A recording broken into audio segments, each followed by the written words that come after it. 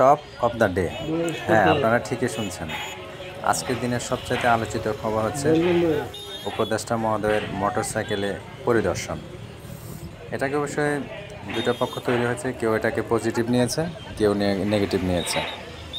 Positive হচ্ছে এই যে 60 ঊর্ধ্বে একজন উপদেষ্টা মহোদয় মোটরসাইকেলে করে পরিদর্শন, এটাকে অনেকেই সাধুবাদ জানিয়েছেন।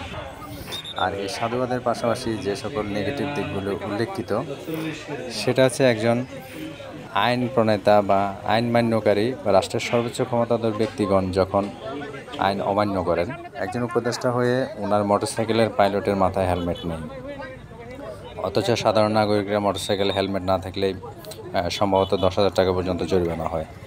একজন উপদেষ্টা হয়ে কিভাবে তিনি একদম জনসম্মুখে আইন ফাঁকি দিলেন, সেটা এখন জনমন সাধারণ বিশেষ করে তরুণ সমাজের প্রশ্ন হয়ে দাঁড়িয়েছে। এরপর আরও বেশ কিছু প্রশ্ন দাঁড়িয়েছে যে একজন উপদেষ্টা হয়ে তিনি পরিদর্শনে যাবেন, অথচ ব্রাহ্মণবাড়িয়ার 2 ঘন্টা তিনি জ্যামে আটকিয়েছিলেন। তাহলে উনি গত 1 বছরে আইন শৃঙ্খলা মানে মহাসড়কের আইন শৃঙ্খলা যোগাযোগ নিয়ন্ত্রণে উনি কী ভূমিকা বা দায়িত্ব পালন করেছেন, জনমনে এখন একটি বড় প্রশ্ন হয়ে দাঁড়িয়েছে।